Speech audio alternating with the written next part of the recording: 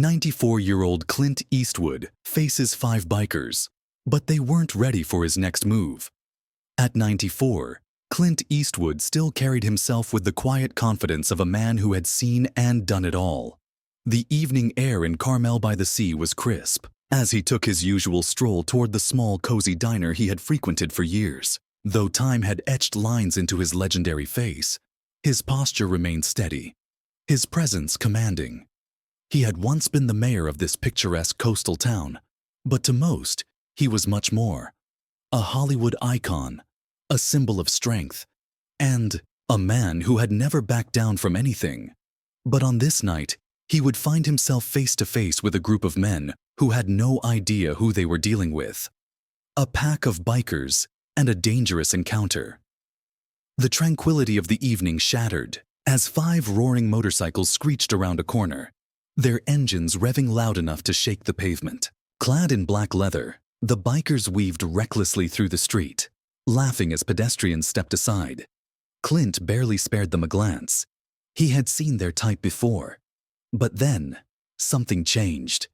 Instead of passing through, they slowed down and turned back. Like a pack of wolves catching the scent of prey, they circled in, cutting off his path. The leader, a heavily tattooed man named Marcus, sneered as he stepped forward. "Hey, old-timer," Marcus said, his voice thick with mockery. "Where's your wallet? If you're walking through our territory, you gotta pay a toll." Another biker, sporting a thick beard, reached for Clint's coat, tugging at it. "We heard there's a fancy diner around here," he leered.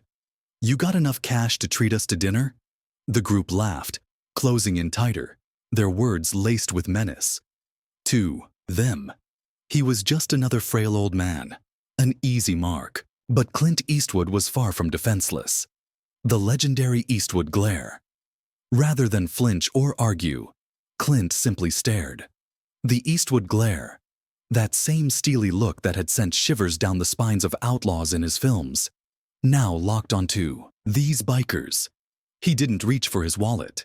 He didn't raise his voice. He didn't need to. "I'm heading to the diner," Clint said calmly. "Go on your way." But Marcus took it as a challenge. "Oh, we're coming with you," he growled, revving his engine. "And you're gonna buy us whatever we want. Or else." Clint shrugged, turned, and resumed his walk. The bikers followed, circling him like vultures, tossing insults about his age, calling him a washed-up cowboy. But what unsettled them, what they wouldn't admit, was that Clint never wavered. He never sped up. He never showed fear, and that made them nervous. A showdown at the diner inside the diner. Warmth and the smell of fresh bread filled the air. Clint pushed open the door and took his usual seat.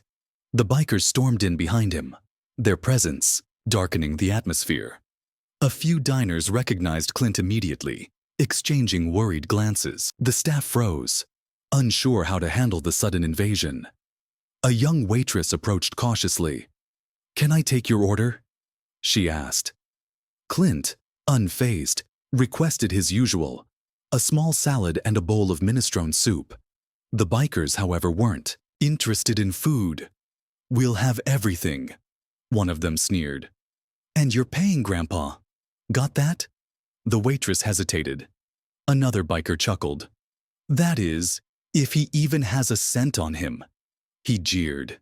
The tension in the room thickened. Customers shifted uncomfortably in their seats, not daring to interfere.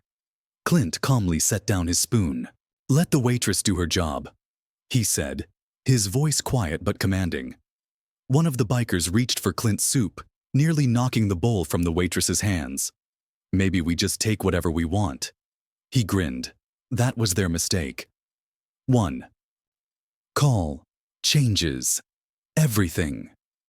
Clint reached into his pocket and pulled out his phone. He pressed a number and, without a flicker of emotion, spoke into the receiver in short, crisp sentences. Then, he placed the phone down on the table, his gaze steady, as ever. The bikers laughed. "What? You calling the cops?" Marcus sneered. "We got friends on the force. That won't help you." But their laughter faded the moment one of them glanced at Clint's phone screen. His smirk twisted into confusion. Wait. He called the mayor. The other bikers scoffed, but their bravado cracked. Why would an old man have the personal number of the mayor of Carmel? Minutes later, the distant wail of sirens echoed through the streets. Red and blue lights flashed through the diners, windows. 2 squad cars screeched to a halt outside, and within seconds, half a dozen officers stormed in, their eyes locked onto the 5 bikers. Marcus stiffened.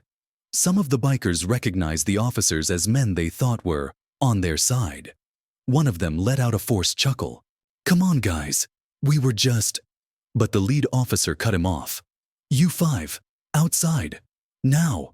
One biker, still clinging to his arrogance, turned to an officer he thought was an ally.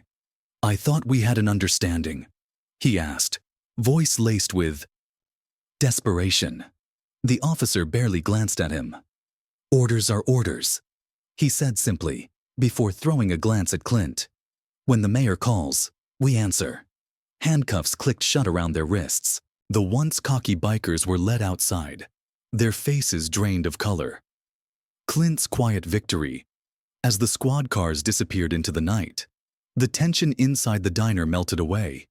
Customers murmured in astonishment, some shaking their heads, others giving Clint a nod of respect. The diner manager approached, his face filled with gratitude. "Mr. Eastwood, that was incredible." "Thank you."